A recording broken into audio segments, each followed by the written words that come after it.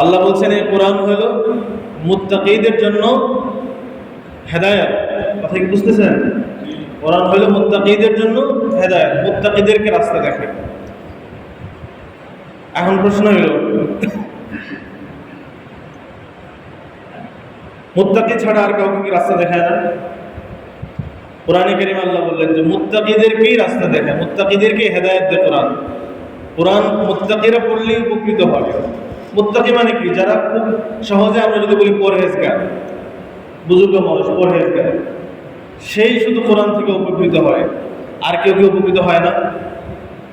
কাফিররা তো উপকৃত হয় অনেক সময়, সাধারণ মুসলিমরা কোরআন শুনে উপকৃত হয় না। আল্লাহ যে বললেন হুদান লিল মুত্তাকিন, প্রশ্নটা বুঝতে পারছেন? সূরাতুল বাকারার শুরুতেই আল্লাহ বলেছেন হুদাল লিল মুত্তাকিন, কিন্তু সূরা বাকারার অন্য আয়াতে আল্লাহ বলেন শাহরু রমাদানাল্লাযী উনজিলা ফীহিল কুরআনু হুদাল লিন-নাসি ওয়া বায়্যিনাতিম মিনাল হুদা। ওই আয়াতে আল্লাহ বলেন যে কোরআন হচ্ছে পৃথিবীর সমস্ত মানুষের জন্য হেদায়েত। এই আয়াতে বললেন শুধুমাত্র পরহেজগার মানুষের জন্য, আর ওই আয়াতে বললেন যে পৃথিবীর সমগ্র মানুষ।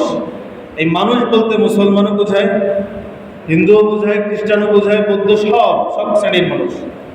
বললেন সমগ্র মানুষের জন্য কোরআন হলো হেদায়েত। আচ্ছা, এখন বুঝলাম তাইলে পৃথিবীর সমস্ত মানুষের জন্য হেদায়েত।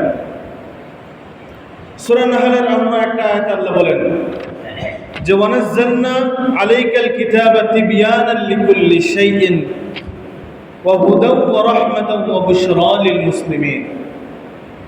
ওই আয়াতে আল্লাহ বলেন যে কোরআন হইল পৃথিবীর সমস্ত মুসলমানদের জন্য হেদায়েত। তাহলে কোরআন পথ প্রদর্শক, এটা কার জন্য? কয় রকম কথা বললাম? 3 রকম। কয় রকম কথা বললাম? 3 রকম। একটা হলো সমগ্র মানব জাতির জন্য হেদায়েত, সেটা কাফির হইতে পারে, মুসলমান হইতে পারে, যে কোনো ধরনের মানুষ। দ্বিতীয় হইল কোরআন এখান থেকে আরেকটু খাস করছে, সেটা হলো না সবার জন্য না, মুসলমানদের জন্য শুধু। তারপরে আরেকটু খাস করে নিয়ে আসছে, বলছে না সব মুসলমানদের জন্য না, এটা হলো শুধু মুত্তাকী পরহেজগারদের জন্য। কথা কয় রকম হইল? 3 রকম। 3টাকে আমি বানায় বললাম না, 3টা আয়াত থেকেই বললাম, কোরআনে কারীমের আয়াত থেকেই বললাম 3টা। হ্যাঁ, কোরআনের 3 জায়গায় আল্লাহ 3 রকম বলছেন। এই 3 রকম কেন বললেন? ব্যাখ্যাটা কি? মুফাসসিরিনে কেরাম বলেন যে কোরআন সমগ্র মানুষের জন্য হেদায়েত, এই কথাও ঠিক। সমগ্র মুসলমানদের জন্য হেদায়েত, এই কথাও ঠিক। আবার মুত্তাকীদের জন্য হেদায়েত, এই কথাও ঠিক। কোরআন আলো জ্বালাবে, কিন্তু আলো কে কতটুকু গ্রহণ করবে এটা তার ব্যাপার। বুঝেন নাই? এই যে এখানে লাইটটা জ্বলতেছে, এই লাইটে আমরা কি সবাই সমানভাবে দেখি? আমাদের দেখা কি সমান না? সমান না, চোখের পাওয়ার সবার সমান না। এই লাইটের নিচে বসে একজন খুব ভালো দেখে, আরেকজন একটু কম দেখে, আরেকজন আরো কম দেখে। এবার কি বলবেন যে লাইটের সমস্যা, লাইটের পাওয়ারের সমস্যা, না মানুষের চোখের সমস্যা? কোরআন তো সবার জন্যই হেদায়েত। হেদায়েতের আলো কে কতটুকু নিবে এটা হলো তার ব্যাপার। কাফেররা এখান থেকে অল্প হেদায়েত নিতে পারে, মুসলমানরা তার চেয়ে একটু বেশি নিতে পারে, মুত্তাকীরা এর চেয়ে কোরআন থেকে পরিপূর্ণ হেদায়েত নিতে পারে। বুঝতে পারছেন?